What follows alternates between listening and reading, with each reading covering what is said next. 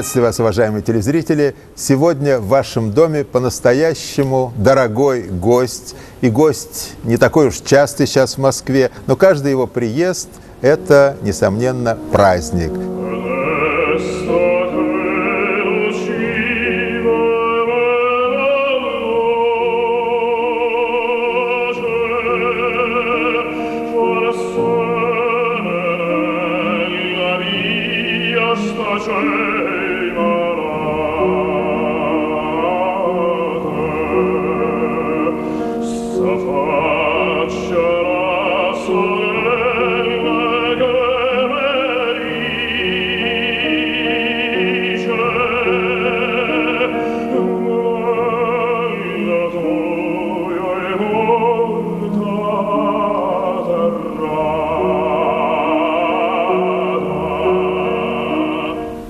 Дмитрий Хворостовский. Здравствуйте. Здравствуйте. Дмитрий Александрович, мы вот уже за последние, я думаю, лет 30 далеко не первый раз встречаемся, и это меня радует несказанно. И о многом уже говорили, естественно, о ваших первых шагах в Красноярске и мировой карьере и так далее. Естественно, сейчас хочется начать с самых последних ваших достижений. Я читал уже в мировой прессе Симон Бокканегро, Метрополитен под управлением Джеймса Левайна. Колоссальный успех, новый. Получается, что Верди, ну, быть может, после Чайковского, самый ваш главный композитор и любимый. Я бы сказал, Верди самый главный, любимый и, скорее всего, первый в опере. А вы поставили себе задачу спеть все партии баритона в его операх? Нет? Нет. Но уже много накопилось у вас? Ну, дело, понимаете, дело не в количестве, а скорее всего, в каких-то моих преференциях, что ли. Мне нравится петь, в основном титульные роли, такие как Риголетто, такие как Симон Бокканегро. Мне нравится петь ранние оперы. Вернее, золотые, наверное, такие оперы Верди, где Трубадур, Бал Маскарад. Но вот у вас огромный опыт западной жизни, ведь оперные театры полны, да? Или бывают проблемы с заполнением зала? Бывают какие-то определенные титулы, названия оперные, которые традиционно не собирают полных залов. В частности, это Симон Бокканегро. Как это ни странно звучит, но это, в общем, опера не может похвастаться таким большим, в общем, не то что успехом, а Аида собирает больше, да, скажем условно. Ну вот последняя постановка в МЭТе прошла с неимоверным успехом. Прежде всего, конечно, благодаря тому, что участвовали, практически, наверное, самые великие исполнители. Кто там ваши партнеры? Барбара Фриттоли, Ферруччо Фурланетто, который является, на мой взгляд, один из величайших басов нашего времени. Рамон Варгас, который дебютировал в этой роли, в роли Габриэля Адорно. С Барбарой Фриттоли я знаком, и она тоже сидела в этом кресле. Тоже сидела в этом кресле. Конечно. Ну, я ее очень она люблю. очаровательна. Я ее очень люблю. Она чудная, совершенно певица, великий мастер и человек с потрясающим чувством юмора. Да, но вот вспоминается цикл, который вы так блестяще начали тогда с Рене Флеминг и продолжали, вот Дмитрий Хворостовский представляет. Да. Этот цикл будет продолжен в России? Обязательно, конечно. Уже наметили очередные жертвы? Да, намечены очередные жертвы. В общем, остается дело только за какими-то маленькими формальностями. Пока что озвучивать я это не могу. Ну, хорошо, должны быть тайны. Конечно. У нас, конечно, есть запись того вашего дивного концерта с Рене Флеминг, который, кстати, тоже была гостьей нашей передачи.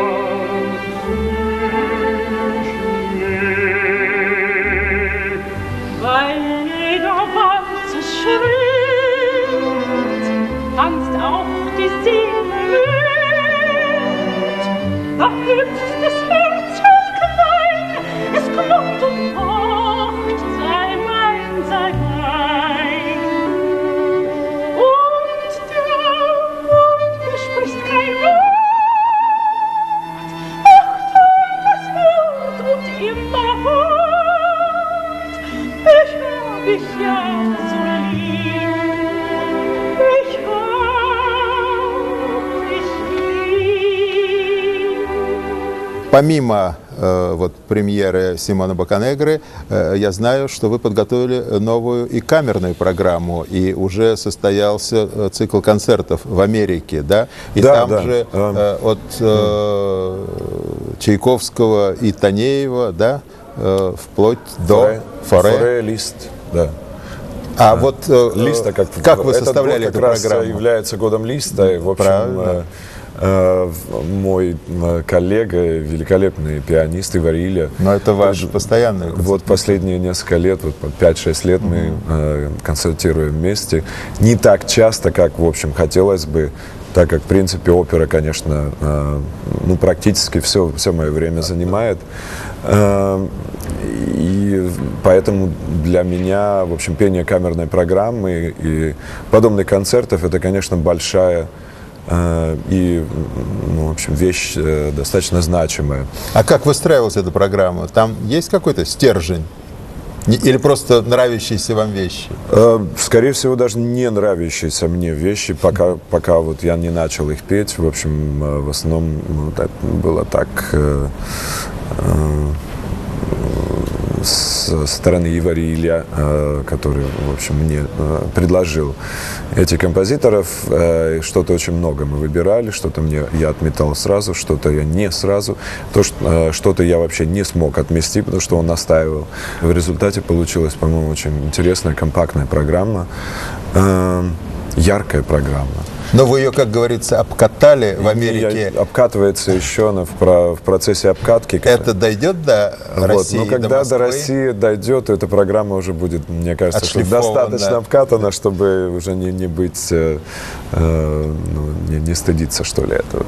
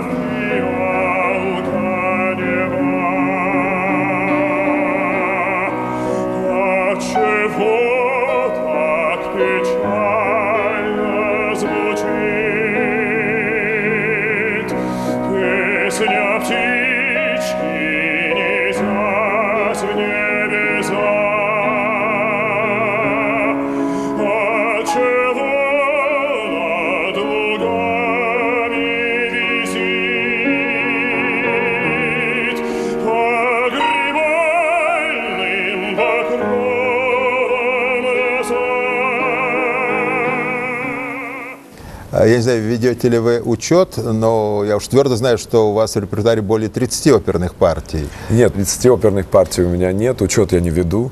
Но за это делают ваши биографы. Мне кажется, что у меня нет 30 партий. Может быть, включая тех маржей, которые я пел в Красноярском театре оперы и балета. А как же? Может быть, еще в студенческие годы. А, кстати, это ведь, наверное, не частый случай, когда еще студенты, я знаю, так, там Мара Синявская, Анна Нетребко были приглашены еще студенты. Вы же буквально чуть там не со второго-третьего курса, да.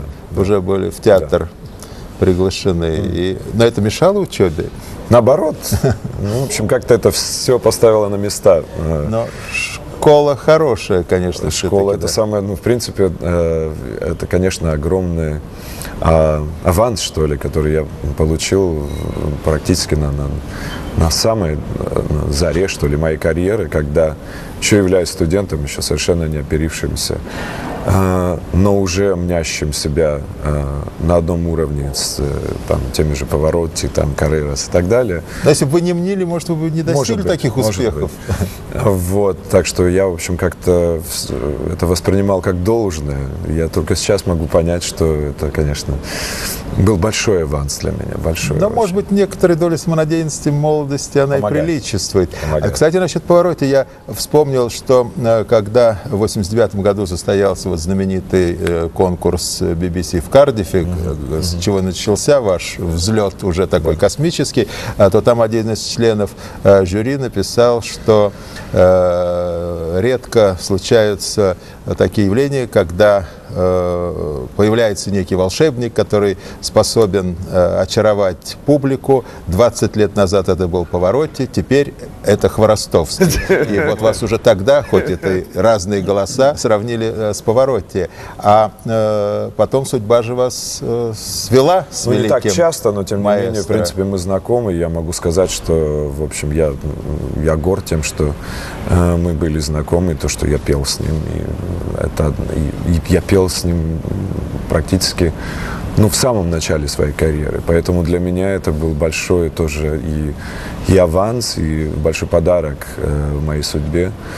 Отнесся он ко мне очень деликатно и по-дружески. Я несколько моментов, часов, которые мы провели вместе, я запомню на всю свою жизнь. Какими-то секретиками делился вокальными? Нет. Нет?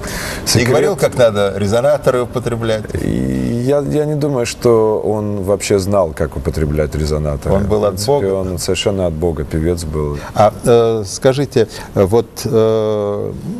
Паваротти мне рассказывал, что вот у него были как приметы, ведь артисты такого ранга часто суеверные. И должно быть, наверное, это как-то тоже входит в комплекс такой суперзвезды. Он всегда говорил, что у него там должен быть ржавый гвоздь в кармане. У вас есть какие-то такие приметы, какие-то... Нет, гвозди я собирал, в общем... Собирали? Где-то раза 2-3 я собирал гвозди, но гвозди же на сцене валяются везде. Ну, смотря на какой сцене гвозди. Всех же не насобираешь этих гвоздей. Нет, все это ерунда, конечно. Я не верю в приметы подобные. Не верю.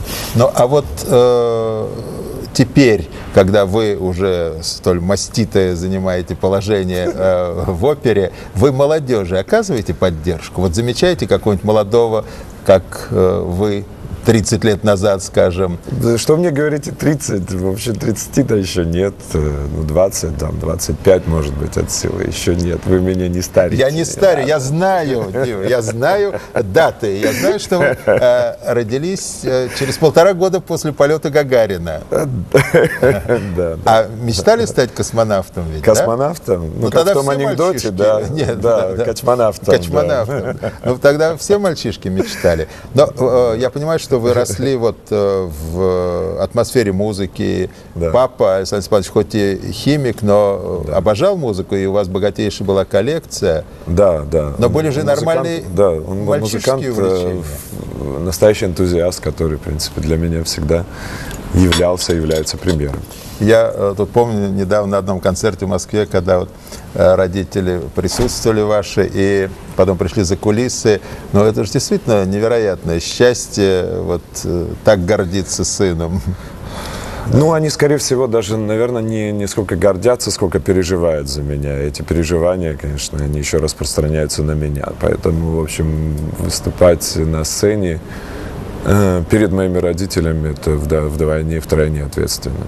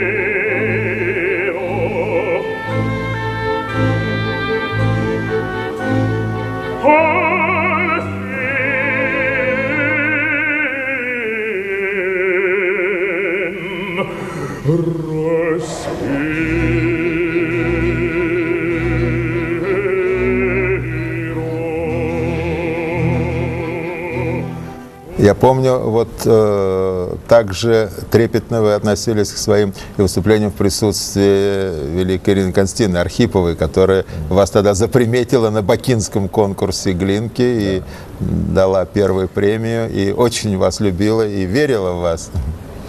Ирина Константиновна, в общем, она сыграла, по-моему, решающую роль в моей судьбе. Она же и в Кардифф, да, вас направила? Именно благодаря тому, что она настояла, чтобы я поехал в Кардифф. Именно настояла, если не приказала.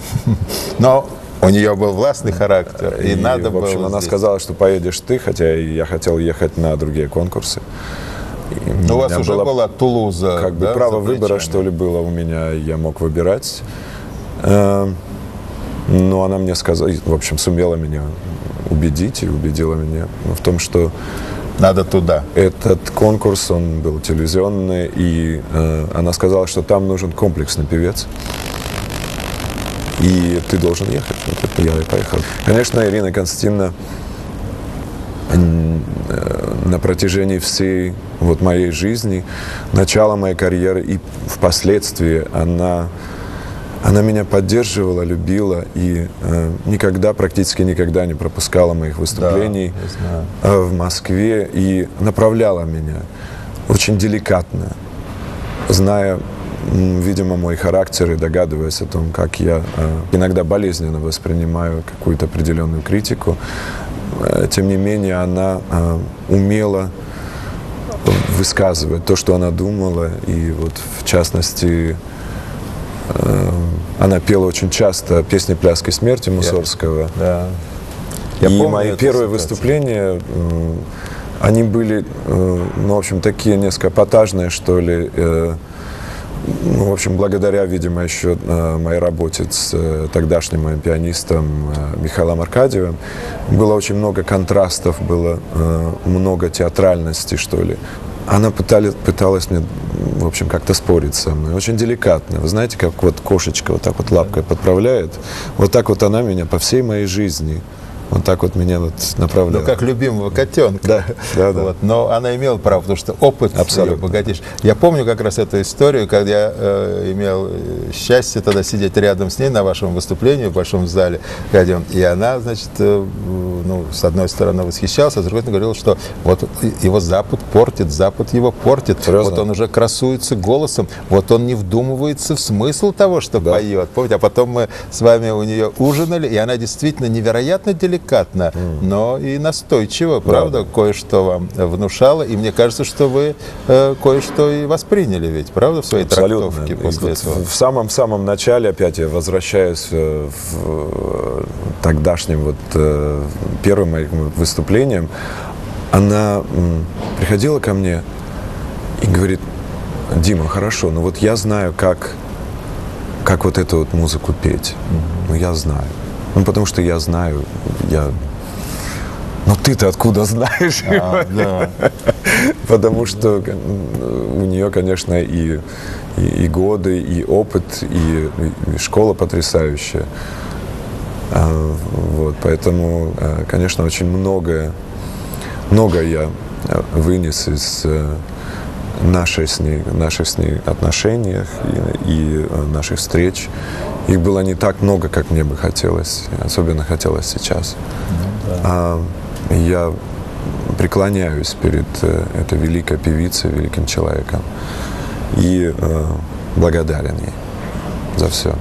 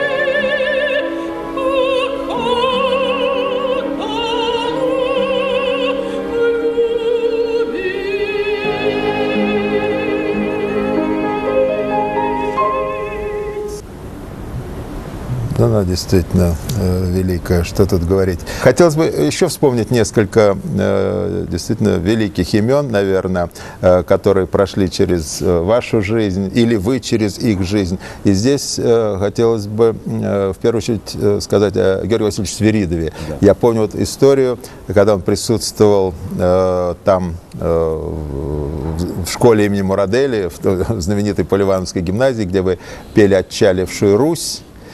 И в какой он пришел тогда восторг и посвятил и подарил вам Петербург, свой цикл. А ведь Георгий Васильевич был невероятно строг. Суров. Суров. Об этом Евгений Евгеньевич Нестеренко говорил, когда он исполнял его, и другие, и Владислав Иванович Пьевко, и все это, что Свиридов был невероятно суров к певцам, собственно, как и к своему творчеству. Ведь до сих пор не все далеко опубликовано его. И вот, но тогда он невероятно расчувствовался. Но потом вы уже своей славой доставили ему, может быть, одну из последних земных радостей, когда пригласили в Лондон, да, на концерт из его сочинений.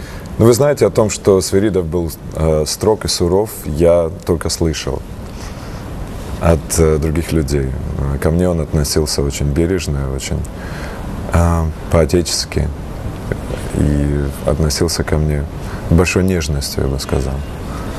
Вот, поэтому то, что я делал и вот в его музыке, он воспринимал это практически без каких-либо комментариев и критики. И не было никаких там, не так блока поешь, нет, там, да? Нет, абсолютно. Ну, здорово. Значит, вы попадали в его замысел. Я не знаю, насколько я попадал в его замысел. В общем, суровости никакой я не ощутил. Вы же записали оба цикла, да? Да. Тем более, что концерты тогда я пел очень много концертов, гораздо меньше опер. И с «Отчалившей Русью» мы с Михаилом Аркадьевым объездили весь мир. И пели чаще, чем Петербург, да? Ведь потом, когда он вам подарил Петербург... Петербург был написан уже позднее. Проходишь без улыбки, опустившая ресницы, и во мраке над собором золотятся купола.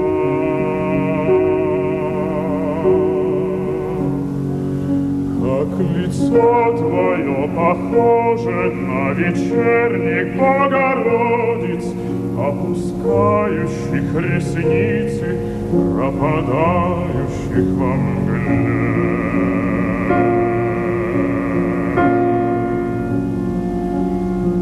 С тобой идет кудрявый, кроткий мальчик в белой шапке, ты ведешь его за ручку, не даешь ему упасть.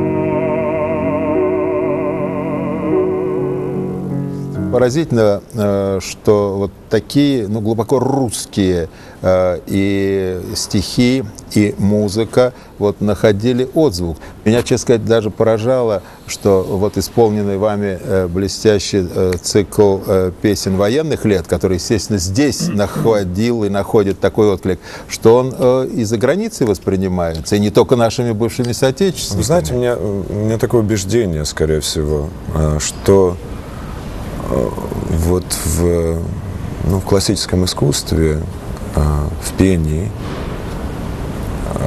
текст, слова вторичны. Даже если это пушкинский или есенинский? Иначе как вы объясните вот эффект? То есть музыка... Зарубежной публики, которая понимает это, скорее всего, не читая текста, но в программке обычно есть текст, да, перевод? Когда читаешь текст, то отвлекаешься. Ну да. И как в опере не идет бегущей строки. Поэтому чем объяснить этот феномен? Когда военные песни, исполняемые на американской земле, встречают такой, совершенно невероятный, не то что успех, а понимание, понимаете? Успех не в этом даже дело, а понимание, когда люди чувствуют вот эту боль и все, что вот в этом, понимаете, вот в этих песнях, в музыке. Мне кажется порою, что солдаты с кровавых не пришедшие полей не в землю нашу полегли когда-то, а превратились в белых журавлей. Они до сей поры с времен тех дальних летят и подают нам голоса. Не потому так часто и печально мы замолкаем, глядя в небеса. И вот эта тяга к романсу, она тоже из семьи, из дома. Ведь недаром вы и отцу своему, да, ведь посвятили один из дисков, уже вышедших в Америке, да, «Я встретил вас». Конечно, я вырос на этой музыке. Мой отец всегда любил и исполнял это очень часто, эту музыку. И я с детства просто это очень хорошо помню. И поэтому до сих пор отец для меня является абсолютно непререкаемым авторитетом в этом репертуаре.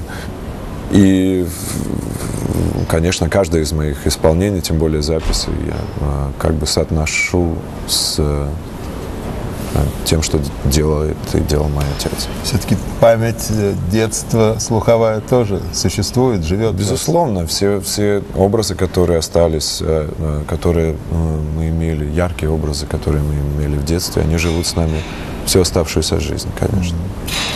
Я помню ваш концерт в Большом театре с Натальей Троицкой, тогда уже тоже достаточно давно. Вот сейчас, слава богу, мы надеемся, Большой театр во всем блеске возродится. Очень хочется надеяться, что и акустика там будет достойной. Вам бы хотелось? Нам бы хотелось. А вам бы хотелось на этой сцене вновь выступить? Хотелось, да, хотелось. А планы есть? Почему-то у вас взгляд стал лукавым. Потому что... Нет, почему? Здесь никакого лукавства нет. Планы есть. И я надеюсь, что мне удастся в Большом театре что-то исполнить. Уже не с концертной программы, а с оперной, да? Какие-то из моих каких-то опер, любимых опер. Мне бы очень хотелось это сделать. Дмитрий Александрович, вы уже так много исполнили опер, что у нас накопился гигантский архив, и мы можем вам напомнить некоторые ваши подвиги.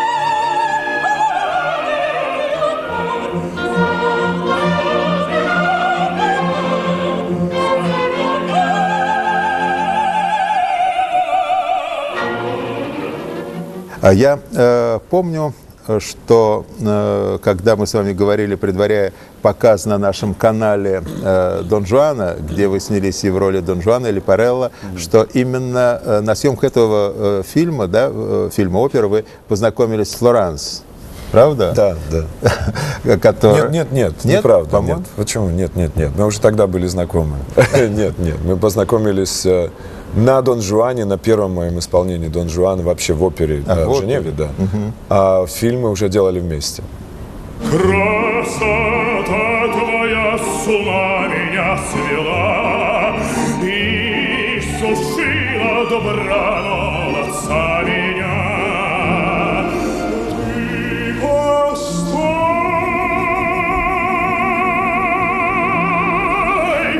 Постой, красавица моя, дозволь оглядеться, радость на тебя.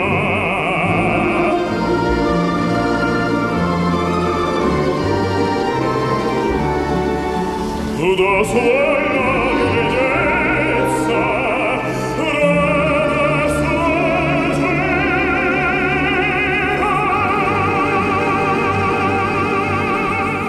Ну вот, теперь она подарила вам 2 детей, и мальчика, и девочку. Я помню, когда мы снимали здесь одну из программ, то малыш, первенец ваш с Флоранс, здесь был совсем крохой, вы начали безжалостно таскать малыша по свету уже буквально с рождения, да? Да, а теперь ему уже 7 лет, да? Да, да. Вы мечтаете о том, чтобы ваши дети стали певцами, артистами? Нет, я не мечтаю об этом. Я хочу, чтобы они состоялись как люди, прежде всего. Хорошие люди, чтобы они были счастливы. Я понимаю, что девочка еще маленькая, а вот 7 лет уже возраст, когда проявляются какие-то склонности? Абсолютно. То есть, конечно, если папа и мама оба музыканты и обладают голосами, то, конечно, у детей есть те же самые таланты. Ну, не всегда далеко. Генетически. Но... Так что и у девочки, у Максима, и у Ниночки есть голоса, и достаточно такие незаурядные. И есть определенная тяга к искусству, исполнительскому искусству. Они оба могут стать или актерами, или артистами, или, может быть, музыкантами, или певцами. Но вы не будете настаивать и как-то их... Вы знаете, настаивать я...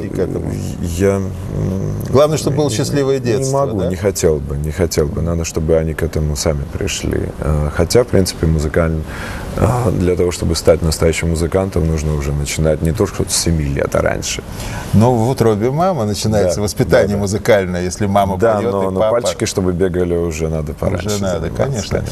Но вот вы же в детстве, хотя вокальные способности проявились где-то лет с 4, судя по воспоминаниям родителей ваших, все же у вас было нормальное детство? Вы же и гоняли в футбол, занимались спортом, да? Все же это было? Да, вообще, конечно, я был очень занятый ребенок, так как я учился в 2 школах с 7 лет. В 6 лет я пошел в школу в общеобразовательную, с 7 лет я уже ходил, был в музыкальной школе. И, в общем, то, что я еще успевал заниматься чем-то другим и к тому же еще баловаться, в общем, было достаточно сложно. То есть вот есть у Грэма Грина такое эссе «Потерянное детство», в кавычках. Я не жалуюсь. Вы что? Мое детство, я вот очень часто говорю, это касательно системы образования. Многие люди интересуются, и вот образовательной системой в России, в Советском Союзе. Так как, в принципе, я продукт, что ли, советской системы. Продукт весьма качественный. И я с гордостью говорю о том, что, конечно, образовательная система, музыкальная образовательная система была поставлена на прекрасном Одна из лучших в мире, если не самая лучшая. Если не самая лучшая. Это правда. Вот, поэтому, об этом конечно, Ростропович говорил тоже. Поэтому, конечно, кузница вот таких вот удивительных музыкантов, артистов была поставлена просто как бы на конвейер, что ли, да. Надо не останавливать этот конвейер, я думаю. Я бы очень хотел, чтобы было вот такой вот конвейер был продолжен. Если я ничего не путаю, вы в детстве, в отрочестве, как говорится, еще же ведь и рисовали, лепили. Были такие склонности? Да, в общем, у меня был целый, что ли, такой веер, целая радуга дарований, из которых, в общем... Пришлось выбрать главное? Пришлось выбирать, когда мой отец взял и сфотографировал вот там те поделки, которые я Они сохранились в Красноярске? Нет. Он сфотографировал это, отнес директору художественной школы, который отнесся, в общем, посмотрев эти фотографии, он сказал: да, давайте приводите, но без большого энтузиазма. Это обидело моего отца, поэтому он отвел меня в музыкальную школу. А то вы могли бы стать скульптором. Да, тем более, что сейчас со скульпторами у нас Напряженка, да? Да, есть немножко, конечно. Может быть, мне тоже Но попробовать. не тоскуют руки по глине? Нет. Я как-то, в общем, оставил это дело лет 12 и больше не Потому что ведь возвращался. Паваротти же рисовал, и продавались даже на аукционах благотворительных его работы, и Монсеррат Кабалье. У меня есть даже ее рисунок. И, многие же занимались рисованием, на таком уровне, скажем так, любительском, чтобы не сказать дилетантском. Но как-то тянет, если уже такое было Нет, не дарование? Не тянет? Нет. Но это вы еще слишком молодой. Значит, после 70, я думаю, вдруг вы что-нибудь Когда я начнете тронусь воять. уже умом, да. Почему? Может, наоборот, вы поймете, что оперная карьера это была ошибка, а надо было лепить, и воять. Figaro, son qua e Figaro, son qua, Figaro qua, Figaro là, Figaro qua, Figaro là, Figaro su, Figaro giù, Figaro su, Figaro giù. Sono santissimo, sono come il fulmine, sono il fantasma delle città, delle città, delle città, delle città, delle città. Ah, bravo Figaro, bravo, bravissimo, ah, bravo il Figaro, bravo, bravissimo, fortunatissimo, fortunatissimo, fortunatissimo, per verità. Ma che fortuna non chiarà, sono infadato e la città, sono infadato e la città, della città, della città, della città.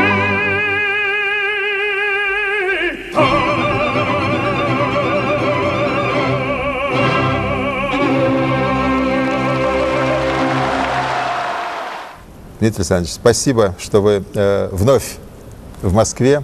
Спасибо, что вы пришли к нам сюда на передачу и так щедро поделились своими и воспоминаниями, и планами. И мы надеемся еще не раз вас тут видеть и наслаждаться вашим голосом. Всегда буду рад. Спасибо. Спасибо.